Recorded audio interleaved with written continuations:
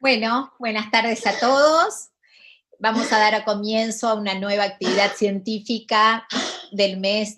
este mes, que en esta nueva modalidad que nos ha tocado vivir y en este año tan particular, sin duda el tema que nos ocupa hoy es un tema que se vio precipitado por la existencia una vez más de la pandemia COVID-19.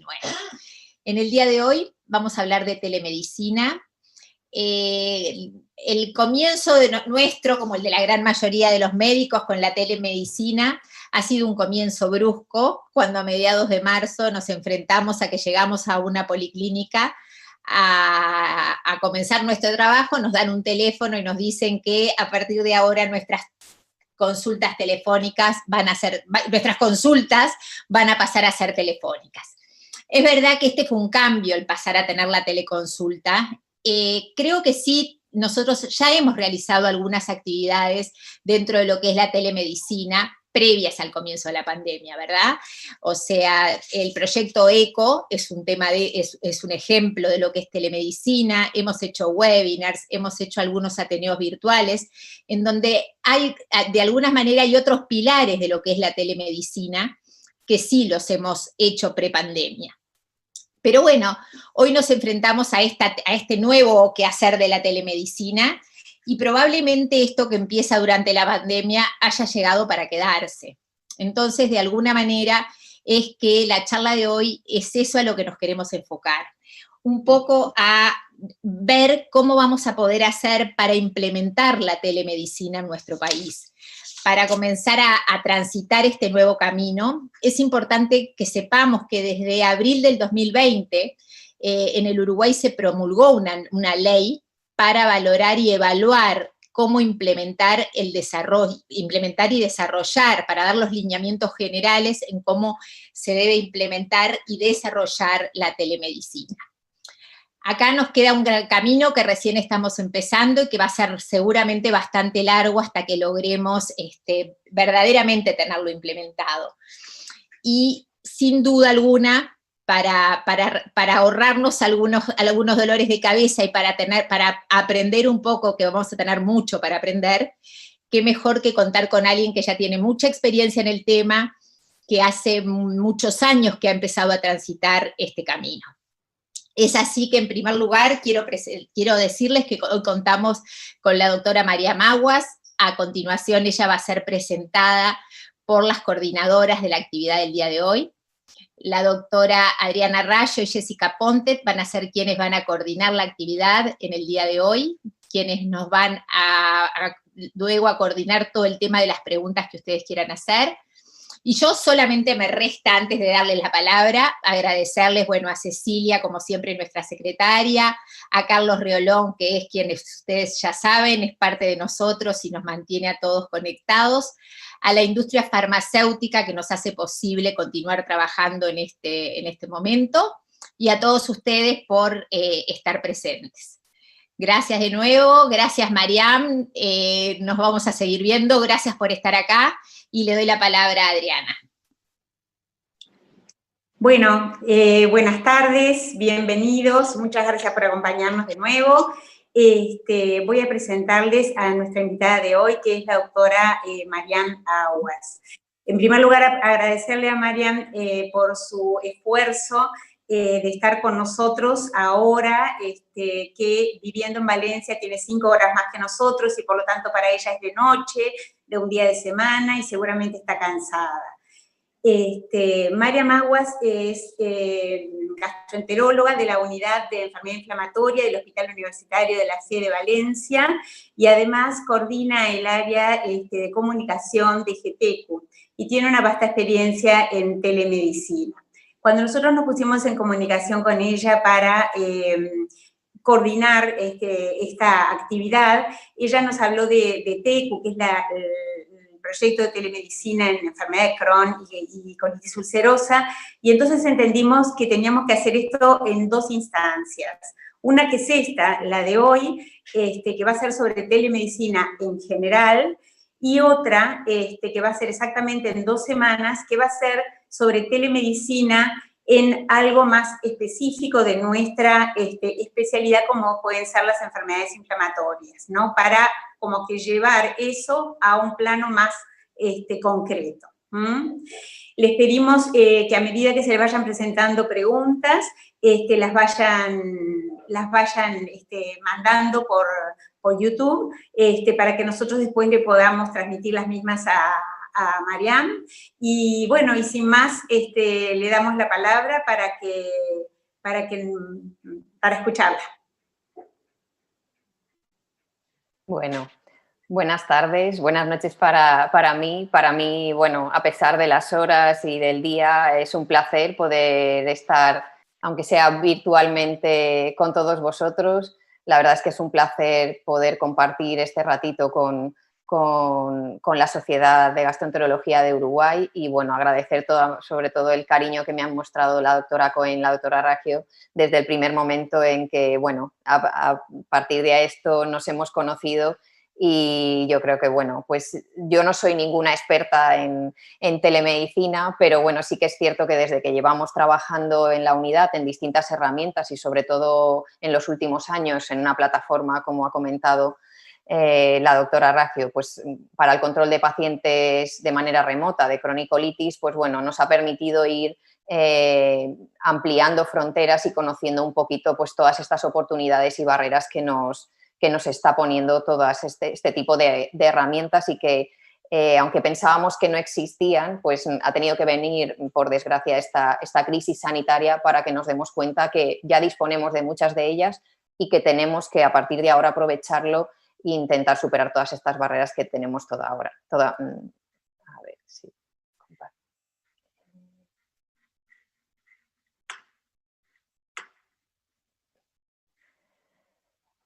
Bueno, como comentaba, yo voy a hablar un poquito más del tema de la telemedicina, un poquito centrándome en lo que hay en la literatura hasta ahora en enfermedades digestivas en general, pero empezaré hablando un poquito sobre todo de cómo aparecieron todas estas herramientas. Llevamos ya trabajando, yo creo que en telemedicina, pues desde comienzos del siglo XXI, en los que se han ido produciendo pues importantes cambios en las tecnologías de la información y comunicación que han hecho que estén influyendo en la práctica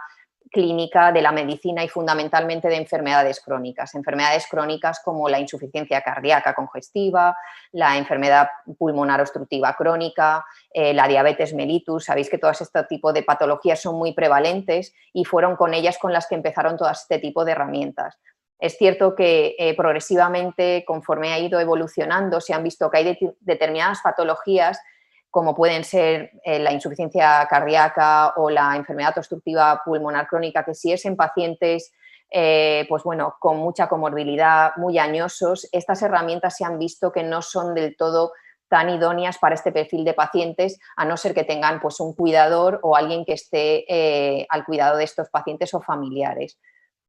Es por esto que, bueno, pues todos estos cuidados sanitarios que se apoyan en estas tecnologías que sabemos que, bueno, pues es lo que llamamos la salud electrónica o e-health, están influyendo en distintas líneas de la medicina, líneas que ya actualmente disponemos, como pueden ser los portales o las webs institucionales o las propias aplicaciones informativas soportadas por la red, que son las historias clínicas electrónicas que ya disponemos hoy en día en los hospitales. Y bueno, pues hoy en día ya disponemos de miles de aplicaciones móviles que ahora comentaremos que a pesar de que se han desarrollado muchas aplicaciones y dentro del campo de la salud, a día de hoy aplicaciones que sean validadas y de calidad para poder utilizar tanto por los pacientes como por los profesionales, pues disponemos de muy pocas. Y otras líneas que están en desarrollo y que empezamos ya a oírlas mucho, pues son las grandes bases de datos, los Big Data, y los dispositivos, por ejemplo, que están utilizando ya pues, pacientes como con diabetes mellitus, que llevan sensores en los que en tiempo real detectan la glucosa y administran la insulina en cada momento que precisan, pues ya empiezan a haber más sensores para el control de constantes o de otras enfermedades crónicas y sobre todo los servicios médicos, que es la propia telemedicina de la que vamos a hablar ahora. La telemedicina sabemos que es una aplicación que con el apoyo de la prestación de servicios sanitarios a distancia, pues bueno, permite que entre dos profesionales o entre un profesional y un médico no haya necesidad de tener que estar en contacto directo.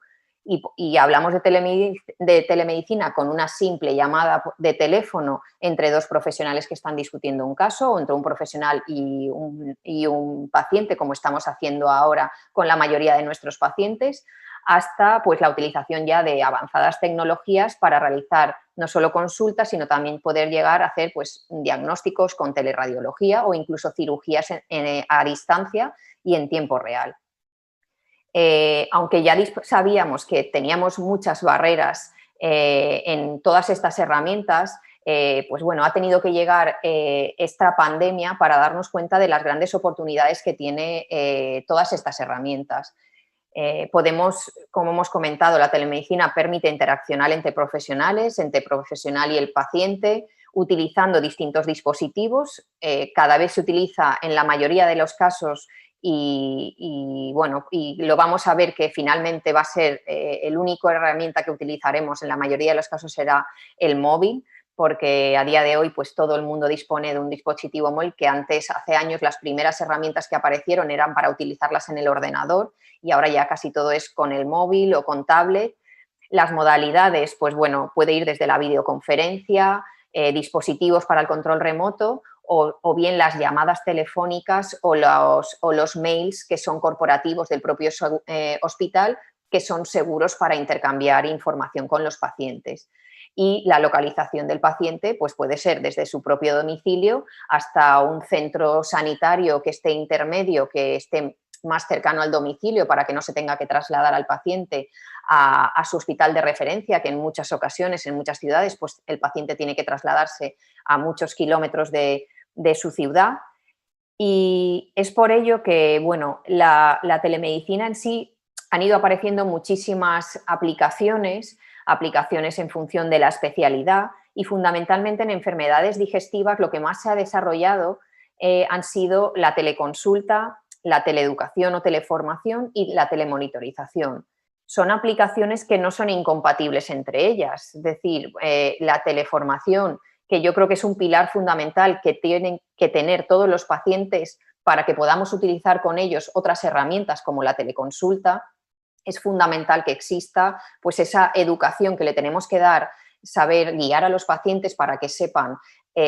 dónde buscar información para poder controlar mejor los síntomas o los efectos secundarios de sus medicamentos, de la patología crónica que pueda tener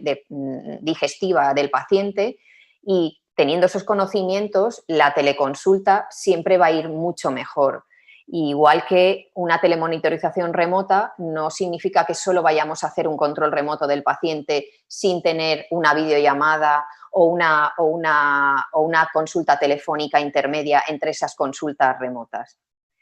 Si hacemos una búsqueda en cuanto a estudios que se han realizado hasta la fecha en relación con patologías digestivas, bien de gastroenterología, incluso de patología y telemedicina, vemos que, bueno, aunque han ido saliendo poco a poco en la última década, donde más han aparecido han sido en los últimos 3 o 4 años. Estos 3 o 4 últimos años, en digestivo, en gastroenterología, lo que más se ha utilizado en modalidad de telemedicina ha sido las que hemos comentado, de teleconsulta, telemonitorización o teleformación del paciente, y en patologías pues, que son muy prevalentes, patologías como las hepatitis víricas crónicas para el control de pacientes que están en tratamiento de virus de hepatitis C o para el seguimiento de patologías funcionales como el síndrome intestino irritable,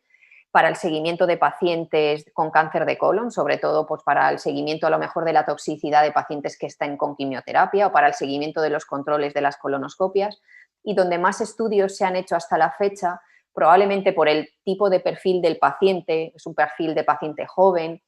Empezaron haciéndose sobre todo estudios en patología, en colitis ulcerosa, porque es una patología mucho más homogénea, no tan heterogénea como la enfermedad de Crohn. Entonces es la patología donde más disponemos literatura. Esta es la última revisión que, bueno, pues es de hace 2 años, en la que incluyeron todos los ensayos y todos los estudios que habían utilizado algún tipo de herramienta tecnológica para el control de las patologías dentro de las enfermedades digestivas, y vemos de nuevo que, bueno, las más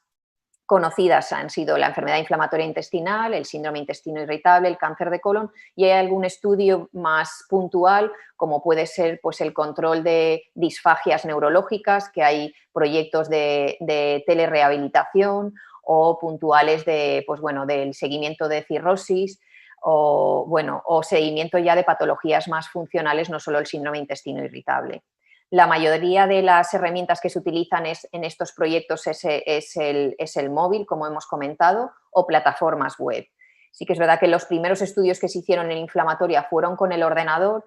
pero con el tiempo, y nosotros nos ha pasado también con el primer proyecto piloto, nos dimos cuenta que con el tiempo el paciente lo que quería era poder hacer sus cuestionarios, responder un mensaje, mandar una foto, en ese momento en el que, bueno, pues va con el móvil e incluso está trabajando y no necesita un ordenador. Y como hemos comentado, yo creo que es fundamental para poder utilizar también estas herramientas que los pacientes tengan un buen conocimiento de su patología, bien sea pues, utilizando las webs de las asociaciones de los pacientes, las webs de las sociedades científicas. Bueno, pues aquí son ejemplos de asociaciones de pacientes de cáncer de colon, la asociación de pacientes de ustedes del seguimiento para pacientes con celiaquía, o pues, las webs institucionales de cada país de enfermedad inflamatoria intestinal. Y además hay aplicaciones, la mayoría, pues bueno, hoy en día sabemos que es el motor de innovación en salud porque cada vez disponemos de más aplicaciones dirigidas a alguna patología en particular. Pues la mayoría de las aplicaciones que disponemos son para pues, dar información sobre la patología o para tener una monitorización y un seguimiento de estas patologías. Pero es cierto que, bueno, pues todas estas herramientas no son, hay que saberles guiar a los pacientes de cuáles son las válidas y cuáles son las que tienen calidad.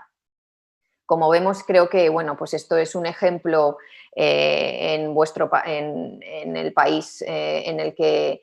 que estamos ahora transmitiendo, que bueno, Uruguay es uno de los países también con una alta población y vemos que casi el doble de la población aparece que con tarjetas SIM, es decir, que ya todo el mundo, incluso hay personas que tienen dos móviles, en este caso, pues bueno, son registro de tarjetas SIM de conexiones de móvil. Esto significa que, bueno, es la herramienta que más se va a utilizar también en la aplicación en la medicina, en la telemedicina. Y vemos esto también porque a raíz de la pandemia por el COVID hemos visto que ha habido un incremento exponencial en el crecimiento y en la demanda de solicitudes de aplicaciones médicas. Vemos que, bueno, pues ha llegado a nivel mundial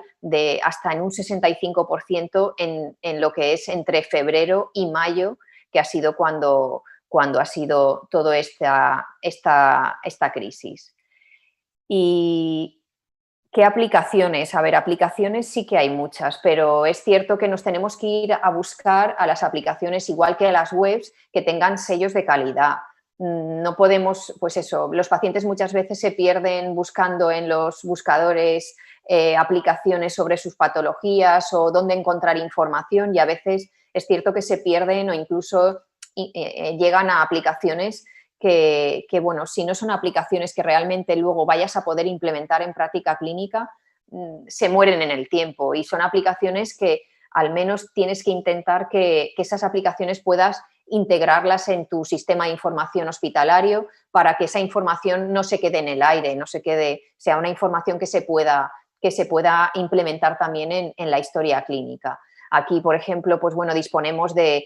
aplicaciones que son de calidad, que tienen un sello de calidad, pues por ejemplo, no sé, nosotros, por ejemplo, aquí en España tenemos una demora muy alta en la solicitud de colonoscopias, y a lo mejor a un paciente le pides una colonoscopia y al cabo de 9 meses el paciente no recuerda cómo son las recomendaciones para la preparación. Pues bueno, hay aplicaciones como la del Precol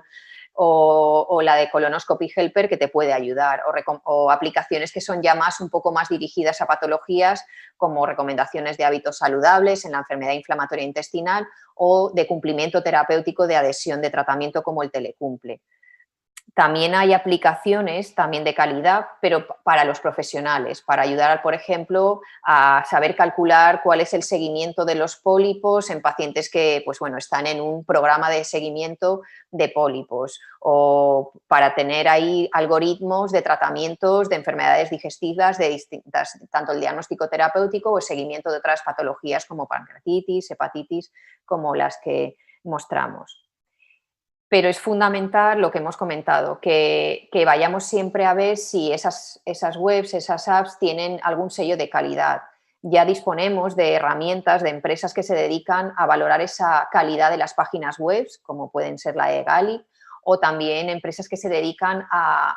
reconocer esa calidad de las aplicaciones de salud. Y, por ejemplo, en este caso, pues hay aplicaciones en las que tú ves el distintivo de app saludable o algunas otras empresas que se dedican a ello y que eso te está al menos filtrando que es una aplicación segura para prescribir a los pacientes. Y una vez el paciente y tanto el profesional pues tiene también herramientas para mejorar el conocimiento de las patologías que, bueno, pues que tiene ese paciente en concreto, yo creo que la teleconsulta en las 3 modalidades que disponemos y que, bueno, pues en mayor o menor medida hasta ahora se realizaban en unos hospitales más que en otros. Nosotros, por ejemplo, la consulta telefónica y la consulta vía mail la tenemos muy establecida desde hace tiempo. Es cierto que ahora mismo se nos ha invertido el porcentaje, porque probablemente a lo mejor del 100% de la consulta, el 20% lo hacíamos con consulta vía de correo electrónico, telefónico y el resto presencial, y ahora se ha invertido. Pero es verdad que ahora nos ha surgido y creo que es fundamental tener también la consulta a través de videollamada, porque hay muchos pacientes que, bueno, os habrá pasado a muchos de vosotros que ahora nos estamos encontrando con el perfil del paciente que con la consulta telefónica es difícil tener pues bueno, llegar sobre todo si es gente pues más mayor o gente que está muy acostumbrado a la cara a cara del médico, es más complicado tener las consultas telefónicas el 100% con esos pacientes. Entonces, yo creo que no es que esto haya llegado y la telemedicina en todas las modalidades tenga que aparcar directamente a la consulta presencial. Yo creo que tiene que ser complementario y iremos viendo el perfil de paciente, pues que el perfil que sea más estable, el perfil de paciente pues laboralmente activo, que son los que con la consulta telefónica o la videollamada le vas a solventar el problema y le vas a evitar y bueno, le vas a dar mucha mejor calidad de vida. Y nos hemos dado cuenta ahora, a raíz de empezar a hacer esta consulta, que podemos evitar muchísimas consulta presencial y esos desplazamientos de los pacientes que pasan luego horas también esperando en la sala de espera. La consulta telefónica, que bueno, yo creo que es la consulta telefónica, yo creo que es el papel fundamental que hace aquí el personal de enfermería, es muy importante. Yo creo que el personal de enfermería especializado en determinadas patologías, pues en hepatología, en pruebas funcionales, en patología funcional, en enfermedad inflamatoria intestinal, nos va a ayudar mucho a poder filtrar ese tipo de pacientes que sí o sí tenemos que seguir viendo presencial o que necesitan de una consulta médica directamente o dudas o problemas que tienen los pacientes que los propios enfermeros pueden solventar. Este es un ejemplo de varios estudios que hay en personal de enfermería que atiende, esto es de un hospital, el Hospital de Glasgow, que atiende a más de 2.500 pacientes de enfermedad inflamatoria intestinal y que a través de la consulta telefónica, que es asistida por enfermería, pues realizan esa educación, esas consultas de educación, de orientación a la hora de tomar decisiones en cuanto el paciente tiene un brote, cuando tiene algún problema con la medicación. Y esto lo que nos viene a decir es que ayudándoles a dar mayor conocimiento de la patología, el paciente se autocontrola y de esta manera, cuando a lo mejor vamos a verlo de manera presencial, el paciente pues ya está con su tratamiento si es el tratamiento sintomático para un brote de un síndrome de intestino irritable, para una inflamatoria, pues ya se ha anticipado. Y esto va a hacer que ahorrar costes, sobre todo directos, costes pues que evitará ir a consultas presenciales tanto del especialista o de atención primaria, incluso asistir a urgencias o hospitalizaciones. En cuanto a la videollamada yo creo que no solo nos puede ayudar a ser una videollamada directamente con los pacientes, hay hospitales de referencia, como es en el caso de este estudio, en el que, bueno, pues el hospital de referencia puede estar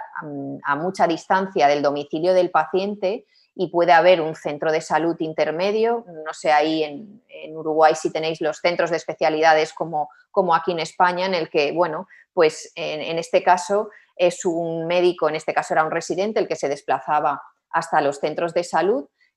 el que veía en la propia consulta al paciente, y luego tenía en el hospital de referencia pues al radiólogo, al gastroenterólogo, al endoscopista si necesitaba comentar alguna duda de las pruebas que tenía ese paciente. Y con esto vieron que los propios pacientes estaban satisfechos, no hubo diferencias en la duración de las visitas, ni en el tiempo de espera, ni en el número de pacientes asistidos, y no hubo diferencias en cuanto a la satisfacción de los dos grupos. Luego, la videollamada yo creo que también nos puede ayudar mucho y creo que a partir de ahora es una de las herramientas más potentes que debemos intentar implementar en práctica clínica. Hay muchos estudios ya realizados también en hepatitis C, sobre todo para el seguimiento del tratamiento de hepatitis C de videollamada, pues estudios que se han hecho en poblaciones rurales muy alejadas de los hospitales de referencia o en poblaciones de pacientes internos en prisión para que no tengan que ser desplazados hasta los centros sanitarios, y se ha visto que son igual de seguras y coste eficaces. Y esto se ha visto, pues bueno, que a raíz de la pandemia por la COVID, pues la telepatología, no solo la telepatología, sino en general las enfermedades digestivas y gastroenterología, fundamentalmente las crónicas, como pueden ser patología funcional, como puede ser enfermedad inflamatoria intestinal, como puede ser, pues bueno, seguimientos de cánceres, como puede ser el cáncer de colon, es una herramienta fundamental a partir de ahora. Tendremos que ser muy cuidadosos y yo creo que es lo que también comentaba la doctora Cohen al inicio del tema de la legalidad, que bueno, ahí ya habéis empezado y aquí en España seguimos trabajando con un marco legal europeo, pero que estamos pendientes de que bueno, las administraciones también estén ahí, porque ahora mismo las principales barreras que tenemos son las administrativas, sobre todo tecnológicas también, porque claro, al final estas herramientas, si no están integradas en los sistemas de información hospitalario, tampoco nos están dando más trabajo, porque luego toda esa información la tenemos que volcar a la historia clínica, y eso es un problema también que hay de interoperabilidad entre los sistemas que, bueno, a lo mejor entre distintas ciudades tienen distinto sistema de información y ni siquiera se pueden comunicar. Y el tema de la legalidad, tiene que haber un reglamento, un marco legal que estipule que, bueno, pues que una consulta telefónica, una consulta telemática tiene que ser igual de segura en cuanto a confidencialidad, en cuanto a seguridad de los datos, de manera bidireccional, que esto es, yo creo que lo que más nos asusta cuando, pues bueno, porque en una videollamada o en un control remoto, pues bueno, los datos sanitarios salen del hospital y lo de la nube, siempre los servidores nos dan un poco de miedo, y yo creo que esto es lo que más nos tienen que las administraciones apoyar. Y bueno, yo creo que la implementación, ya para acabar, de la telemedicina en las enfermedades digestivas promueve importantes modelos, pero que son complementarios de atención, que hacen que, bueno, pues que los servicios sanitarios en este caso sean más accesibles y equitativos a todos los pacientes. Sin duda las aplicaciones que vamos a tener que utilizar, y que yo creo que ya las disponíamos, pero bueno, pues ha tenido que llegar esto para darnos cuenta que la teleconsulta en las distintas modalidades, telefónica, mail o videollamada, son muy útiles, y vamos a hacer que el paciente evitemos que venga mucho al hospital, y sobre todo ahora por el tema que tenemos ahora de alto riesgo de contagios, y que para ello habrá que formar a los pacientes porque ellos son el centro del sistema sanitario y ellos tenemos que ponerles pues, a su disposición herramientas que les ayuden a formarse y a educarse para mejorar el autocontrol de su propia enfermedad.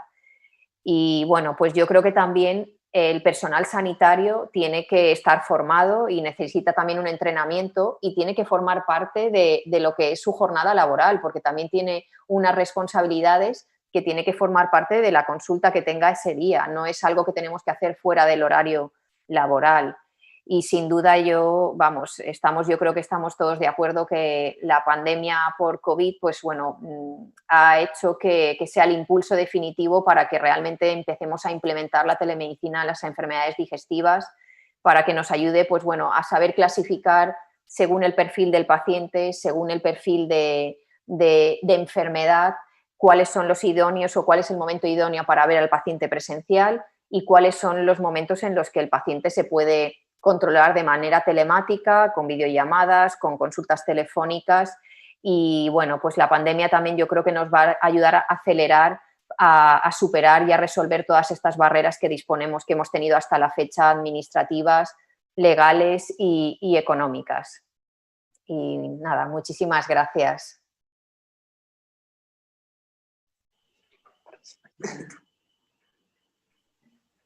Bueno, Marian, la verdad que preciosa tu conferencia, muy útil, muy práctica en estos tiempos que corren. Mientras empezamos a recibir preguntas por YouTube, te agradecemos muchísimo y también a todos los que nos acompañaron por YouTube mirando tu presentación.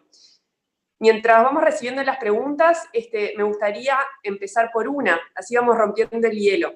Nosotros estamos entrando acá en una nueva normalidad. Venimos de consultas exclusivamente telefónicas a empezar a incorporar nuevamente las consultas presenciales. Hoy Susana ya decía que la telemedicina llegó para quedarse. Me gustaría saber cuál es tu visión con respecto a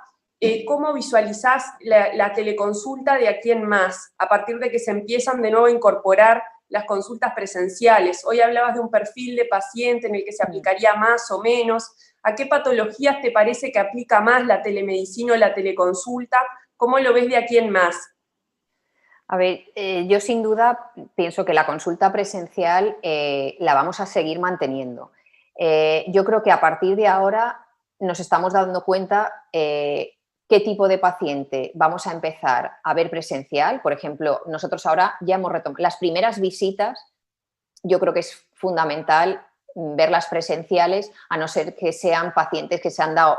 una alta hospitalaria y que sean pacientes conocidos y sea un control. Las primeras visitas que precisan la mayoría también la exploración. El paciente también es cierto que, claro, ahora tampoco podemos permitirnos volver aunque pudiéramos, a verlo todo presencial, porque ahora tenemos que tener una cadencia para que, pues bueno, en las salas de espera tampoco se amontonen los pacientes. Entonces, ahora nosotros ya hablando por teléfono nos hemos dado cuenta qué perfil de paciente es el que sería idóneo. O sea, el paciente que está estable, el paciente que tiene un síndrome de intestino irritable, el paciente que tiene una dispepsia, el paciente que tiene un estreñimiento crónico. Este tipo de paciente, además nos hemos dado cuenta porque son pacientes que asisten mucho a urgencias y durante este tiempo no hay ningún paciente con este tipo de patología que haya venido a urgencias. Luego han seguido viniendo, pues bueno, patologías importantes como pancreatitis agudas o hemorragias digestivas o, bueno, pues colitis isquémicas, cosas muy agudas. Pero los pacientes con patología crónica, que bueno, pues van precisando de vez en cuando modificar el tratamiento sintomático, pero esos son un paciente idóneo para hacer la telemática. A lo mejor hay pacientes que, bueno, pues están muy acostumbrados a venir al hospital para verte de vez en cuando, pues la videollamada, para no hacerlo todo telefónico, pues una vez, pues si los ves 2 veces al año, pues a lo mejor puedes permitirte el hacer una telefónica y la otra con videollamada.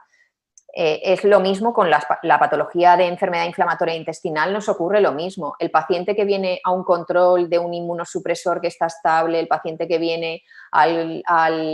a simplemente hacerse una analítica pero está estable, ese paciente prefiere incluso que le llames. Entonces, yo creo que salvo el tema del brote de una descompensación de una patología, sea la enfermedad inflamatoria intestinal, sea una patología funcional, sea pues una reagudización de una pancreatitis, todas las patologías que más o menos son crónicas y que más o menos se pueden controlar modificando tratamiento, pero de manera telemática se pueden hacer perfectamente. Nosotros ahora hemos empezado a ver las primeras visitas presenciales, porque sí que es verdad que el primer contacto siempre es mucho mejor visual. También, bueno, pues eso, empatizar un poquito con el paciente, porque, bueno, es verdad que la comunicación médico-paciente de manera sobre todo telefónica, no es lo mismo que cuando tienes al paciente delante. Yo creo que eso nos ha pasado a todos, el darte cuenta que cuando has colgado una consulta has dicho, mira, con este paciente necesito tenerlo delante o hacerle una videollamada para que, bueno, pues eso, con el lenguaje no verbal muchas veces llegas mucho más lejos porque a veces estás, pues bueno, mucho rato al teléfono, sobre todo gente más añosa que está menos acostumbrado a la tecnología, que le mandes por correo las cosas. Eso sería el paciente que a lo mejor sí que tienes que ver más. Pero yo creo que ahora tenemos que aprovechar que estamos tratando a los pacientes, la mayoría de los pacientes, de manera telemática y no están viniendo más a urgencias, ni se están descontrolando más, ni están teniendo más descompensaciones. Entonces, yo creo que los pacientes estables con patologías crónicas, cualquiera de ellas se puede controlar. Porque muchos, bueno, pues si son controles analíticos se pueden hacer en sus centros en sus centros de salud y luego tú ya puedes ver la analítica y llamarle por teléfono. O incluso, pues bueno, a nosotros nos ocurre que no todos los pacientes son del área y nos envían por mail la analítica que se han hecho en su centro de salud y con la analítica ya en mano, pues o le haces la consulta telefónica o le haces la videollamada. Pero yo creo que, bueno, fundamentalmente el paciente que es crónico, pero bueno,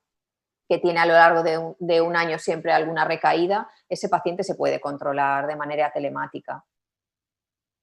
Nos preguntan por acá, ¿cuántas consultas realizan más o menos por hora? ¿Tienen establecido el tiempo? ¿Cómo manejan eso? Nosotros ahora mismo tenemos la consulta presencial, tenemos una cada media hora. Y luego sí que tenemos intercaladas telemáticas, que la mayoría son telefónicas, que en ocasiones, pues bueno, si son primeras visitas que son muy prolongadas, a lo mejor no nos deja. Normalmente entre una presencial y otra tenemos 2 telemáticas. Si alguna no podemos hacerlas, siempre, pues bueno, pues al final de la jornada haces las telemáticas que te quedan. Nosotros antes, pues bueno, veíamos a lo mejor 20 pacientes presenciales y 5 o 6 telefónicos. Ahora se ha invertido. Igual ahora presenciales vemos no más de 5, 6, 7, 8, no más de esos. Y ni los vamos a ver porque es lo que también las directrices que nos han establecido en el hospital, en la dirección. Sobre todo para que no se acumule tampoco gente en las salas de espera, porque bueno, es nuestra consulta y la de otros. Pero yo creo que con eso estamos viendo que no echamos en falta el más huecos para presencial. Sí que es cierto que a lo mejor falla un poquito el tema tecnológico porque todavía están, bueno, pues hay que enviarles a los pacientes. El problema que tenemos ahora es que para poder hacer la consulta bien telemática o presencial, el profesional sanitario de esa consulta se tiene que revisar pues 1 o 2 días antes esa consulta para ponerlas, para que al paciente le llegue un mensaje de texto de si tiene la consulta presencial o si es telemática. Entonces, claro, ahora mismo esto está siendo un trabajo extra que una vez ya establezcamos a todos si va a ser presencial o no telemático, pues bueno, esto será yo creo que más fluido. Nosotros, por ejemplo, en la plataforma para el control de pacientes con inflamatoria, la idea es que sea la misma plataforma la que filtre cuáles van a ser presenciales porque tienen un brote o porque son pacientes que tienen alguna alerta y el resto será todo telemático. Pero, o sea que son los que definen, por ejemplo, si el paciente tiene alguna preferencia de que quiere ir presencial directamente o quiere tener teleconsulta, ¿ustedes se enteran de alguna forma? A ver, nosotros lo que hacemos es que a todos ahora de entrada les llega la semana de antes un mensaje de que se les va a ser telemático. Entonces, si hay algún paciente, porque ellos sí que tienen la posibilidad de los contactos con los administrativas, de llamar para decir, pues mira, yo tengo este problema, prefiero ir presencial. Entonces ya se les cita en los huecos que hay presenciales, porque si no se presentarían allí muchos. Si los pacientes no dicen nada, tú tienes tus consultas presenciales cada media hora y ya todas las demás telemáticas las tienes incluidas dentro entre unas y otras. Sí es cierto que acabamos haciendo más telemáticas porque aparecen pues extras que mandan mails urgentes de pues bueno, pacientes que están con un brote, que necesitan que les llames por algún problema de algún, pues bueno, algo que a veces no es la propia enfermedad, sino alguna otra patología asociada que no saben si tomar la medicación. Entonces siempre dejamos la última parte de la consulta, la última hora, para todo lo urgente que sale. Pero de entrada ahora al paciente le llega todo que es telemático, salvo las primeras visitas. A las primeras visitas todas son presenciales.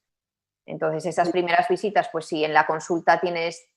3, 4 consultas, primeras visitas, esas sí que están en los huecos y el resto de las presenciales son las que nosotros escogemos que sea presencial, porque a lo mejor ya estás detectando que las analíticas o van a tener que venir o van a necesitar hierro intravenoso, o van a necesitar cambiarle la medicación y debes explicarles bien el tratamiento que tienes que explicarles. Entonces, a esos pacientes se les manda un mensaje ya las 24 horas o 48 horas antes de que él tiene que acudir al hospital.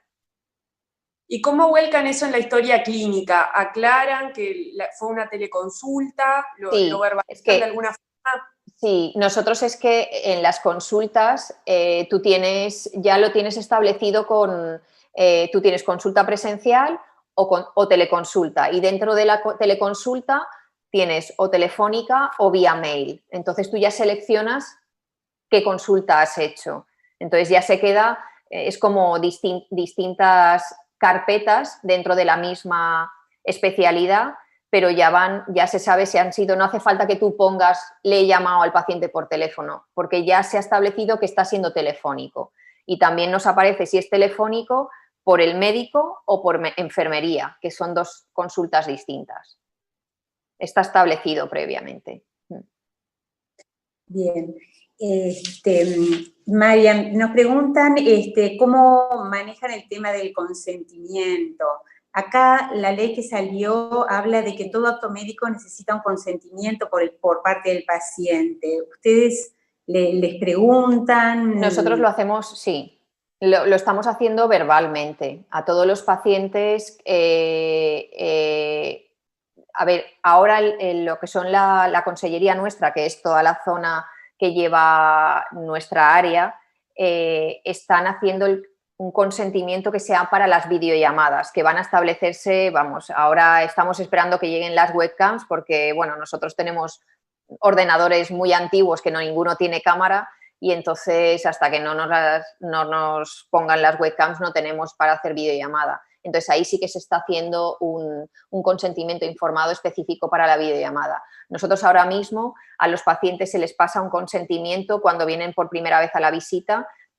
para si quieren que utilicemos su correo electrónico con nuestro correo electrónico corporativo para, pues bueno, o enviarnos analíticas y ellos firman ese consentimiento y nosotros, si ha sido ahora en esta situación en la que hemos empezado a hacer consultas telefónicas, sí que anotamos que el paciente de manera verbal nos da su autorización para poder utilizarlo, porque, bueno, pues sí que es cierto que en esto como tal cual ha venido, no han podido todos los pacientes firmar el consentimiento. ¿Y eso lo dejas escrito? Sí, en la historia clínica y luego el informe, el consentimiento que firma el paciente se deja digitalizado en la historia clínica electrónica. Perfecto. ¿Consecuencias? Sí. En la misma línea nos preguntaban acá si habían tenido algún tipo de consecuencia médico-legal ahí. En este medio hoy nos decías que no tienen un marco claro todavía, no, que los ampare. No, ahora se han unido todas las, pues bueno, el Consejo de los Colegios de Médicos Oficiales de España para ponerse en manos, pero la verdad es que lo están dejando un poquito en manos de aquí, lo que son las administraciones sanitarias están transferidas a cada una de las comunidades autónomas. Entonces, lo están haciendo para que de manera local cada uno se lo administre. Yo creo que eso es un error, porque debería ser más a nivel del país, pero como en cada comunidad, pues unos tienen más desarrollada la historia clínica informatizada, incluso pueden prescribir telemedicina, y en otros todavía están utilizando mixto el papel y la historia clínica, pues es por ello que yo creo que cada uno a nivel local lo está trabajando. Pero de momento no hemos tenido ningún... Sí que es cierto que, a ver, yo creo que esto tiene que estar totalmente seguro y que sea algo que el paciente, bueno, pues es que nos podemos encontrar ahora y que nos hemos encontrado que pueden haber problemas que a lo mejor tú llames por teléfono y sea un familiar o alguien que no es su teléfono y a lo mejor estemos dando una información que no quiere que el paciente... Entonces, todas estas cosas tienen que estar muy bien establecidas para que no haya ningún problema ni nosotros con ellos ni ellos con nosotros, porque, bueno, estamos tratando datos muy, muy sensibles. Sí, eso nos pasa a veces, que nos dejan el teléfono o bien de domicilio o de repente es el teléfono del esposo o la esposa, claro, o la madre, bien, sí. Eso nosotros lo que sí que intentamos es que la primera vez que hablamos con el paciente, siempre le decimos, en caso de no estar disponible, porque a veces es el propio paciente el que dice, no, pues pueden llamar a mi esposa o pueden llamar a mi madre, pero hay otros que sí que te dicen, por favor, llámenme siempre a mí. Entonces, estas cosas siempre intentamos dejarlo todo anotado en la historia para que no haya ningún malentendido, porque es verdad que es muy fácil que cambien los teléfonos móviles o se intercambien o el teléfono, y en eso pues corremos el riesgo de que a lo mejor puedas dar una información a un familiar que el paciente no quiera. ¿Qué problema cuando el paciente es dependiente tecnológico de alguna forma con la privacidad, ¿no? A veces sí, lograr esa... Sí, porque además es complicado y sobre todo pues eso, que son datos que están saliendo del hospital, por eso nosotros queremos trabajar todas estas herramientas con el servidor del propio hospital para que no salgan los datos fuera del hospital y entren, porque si no esto es... Y, por ejemplo, nosotros hace años empezamos utilizando un mail, vamos, era un Gmail, y que lo tuvimos que cambiar con el mail corporativo del hospital, porque eso sí que era un problema. Y, a ver, el mail corporativo del hospital siempre tiene el problema de la memoria, que en muchas ocasiones nosotros, pues bueno, sobre todo el personal de enfermería, que guarda ahí todos los, para hacer también luego un recuento de los que han tenido cada mes, de si hay algo, pues para tener ahí todas los seguimientos de los pacientes, y a veces, pues bueno, al ser mails corporativos que no te permite mucha memoria, pues eso sí que tienes que ir eliminando los mails, pero eso sí que es fundamental, que se utilice un mail seguro, que sea el que utilicemos en el mismo hospital, el mail corporativo. Bueno, muy bien. Te seguimos leyendo mensajes. Acá Ana Laura Rodríguez pone: en Uruguay es obligatorio que se establezca en la historia clínica el tipo de consulta, si es telemedicina o presencial, lo que hablábamos. Muchas gracias. Julia Cruz te dice excelente ponencia, y dice si existe alguna plataforma virtual de historia clínica electrónica a la que se pueda acceder en forma prepagada, teniendo en cuenta que mucha de la práctica médica es particular. Yo creo que en Estados Unidos sí que hay alguna plataforma, porque de hecho hay pacientes que cuando contratan algún seguro privado ya tienen ahí el coste de la consulta telemática, pero vamos, nosotros aquí en Europa, que yo sepa, no. Nosotros aquí ninguna. Sí que, sí, yo creo que es más en la medicina privada, porque aquí, por ejemplo, hay compañías aseguradoras que sí que tienen historia clínica virtual y utilizan la videollamada desde hace ya varios años, pero en la pública no. Te hacemos, creo que una de las últimas preguntas. La profesora Carolina Olano pregunta si han realizado alguna encuesta de satisfacción sobre la telemedicina. Pues ahora mismo, y de hecho la cerramos este próximo viernes, enviamos hace 3 semanas a través de las sociedades científicas de GTQ, del Grupo Español de Trabajo, de la Sociedad Española de Gastroenterología y de la Sociedad Española de Coloproctología, enviamos una encuesta para ver el antes y el después de la utilización de todas estas diferentes aplicaciones de la telemedicina. Utilizamos también a los cirujanos porque, bueno, pues ellos también yo creo que tienen la barrera de la exploración sobre todo, y quisimos también incluir para ver cuál es el perfil que ellos más están echando en falta, y bueno, y en nuestro caso también, en cuanto a que hemos dejado de ver casi presencial la mayoría de los pacientes, aunque ahora lo estamos retomando, pero con esta encuesta vamos un poquito a saber la opinión de lo que nos hemos encontrado aquí, gastroenterólogos y cirujanos, coloproctólogos, durante el momento más álgido en el que todo ha sido telemático, cuáles son las dificultades que hemos encontrado a la hora de hacer todas las consultas de manera telemática. Yo creo que, bueno, pues hemos hecho una encuesta que bueno, de hecho, he sido yo la que la ha coordinado desde las sociedades científicas, y sí que hemos hecho varias preguntas un poco para ver qué perfil del paciente en función de la patología, pues en inflamatoria, si hay que ver al paciente con patología perianal, para el que empieza un biológico, para el tema de los pacientes que llevan más patología funcional, si creen que es necesario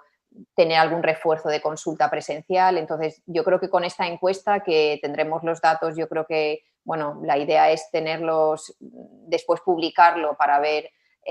cuáles han sido las necesidades que hemos encontrado. Veremos ahí las oportunidades que nos ha dado realmente la teleconsulta y cuáles han sido las barreras que vamos a seguir teniendo, y que por eso esto no significa que nos vayamos a tener que olvidar de la consulta presencial, porque, bueno, pues sin duda creo que tiene que seguir siendo necesaria en muchos perfiles de pacientes, sobre todo el que necesita también la exploración, eso va a seguir siendo presencial.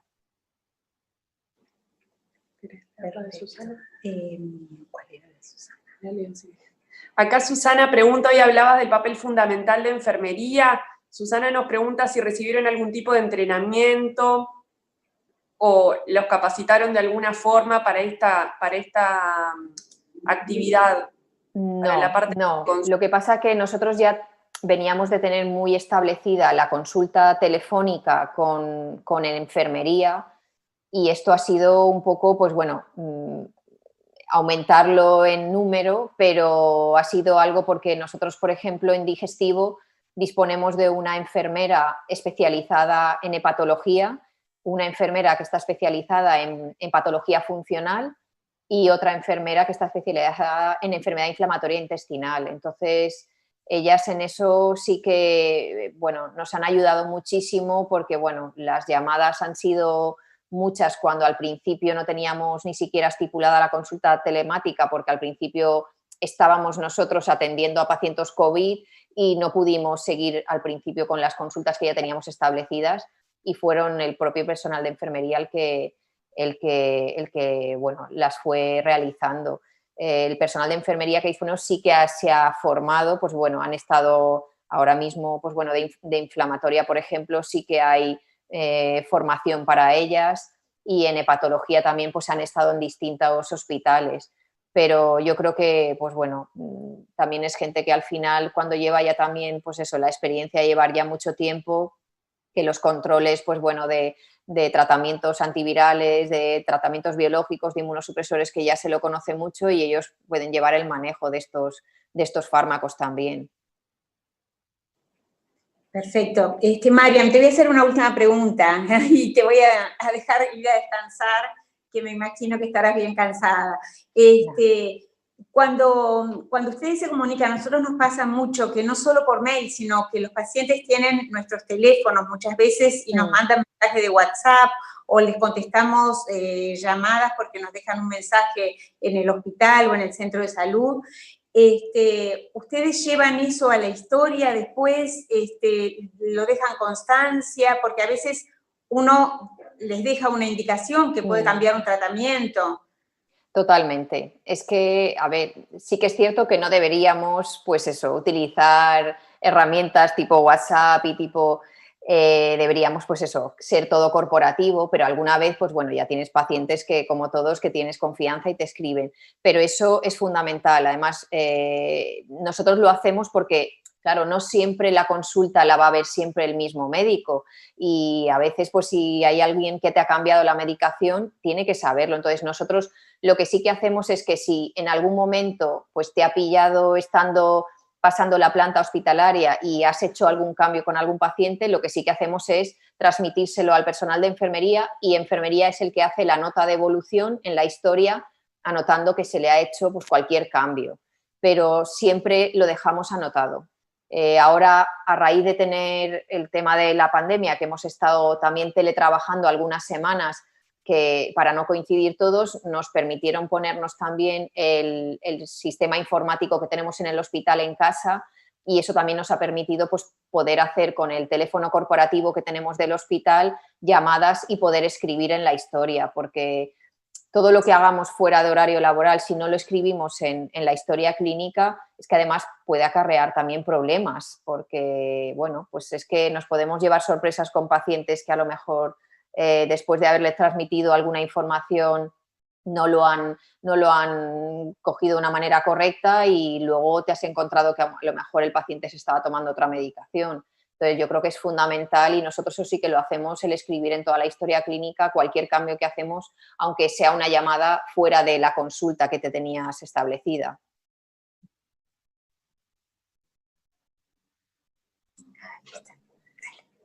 Bueno, hay muchas felicitaciones acá para ti, Marian. Ya prácticamente has respondido todas nuestras preguntas. Y bueno, no nos queda más que agradecerte. Y bueno, y nos estamos viendo dentro de exactamente 2 semanas, el 29 de junio, para ir más concretamente a la aplicación de todas estas cosas en un tema que es muy, muy referido a la gastroenterología, ¿no? Como son las enfermedades inflamatorias. Bueno, yo encantada, a pesar de las horas, ya vamos, he estado encantada y bueno, todo lo que podamos transmitiros desde aquí, yo, vamos, lo que pueda. Mariam, yo simplemente quiero agradecerte nuevamente por tu presencia hoy aquí. Me están llegando al celular muchos mensajes de agradecimiento. La verdad que la conferencia fue clarísima para todos nosotros que estamos empezando en esta etapa. Y creo que si hay algo que todos pensábamos, pero que tú nos has dejado más que claro, es que tanto la telemedicina como la medicina presencial son complementarias, ¿no? Sí, y un poquito lo que hablábamos antes de empezar fuera del Zoom entre nosotras, y es que esa complementariedad se ve no solo para lo que es la para la teleconsulta, sino lo que decíamos, estos webinars son lindos en este momento, nos ayudan muchísimo, pero nos faltan esos 10 minutitos que la parte presencial tiene para todos de poder intercambiar. Agradecerte de nuevo, esperemos que pronto podamos estar teniendo alguno presencial cada tanto, pero ojalá, como pronto el 29 nos seguimos viendo por esta vía. Gracias, excelente chicas la coordinación, a mí me encantó y los mensajes que llegan fueron todos de felicitaciones. Gracias, Mariam. Muchísimas gracias a vosotras. Buenas noches, que descanses. Buenas noches.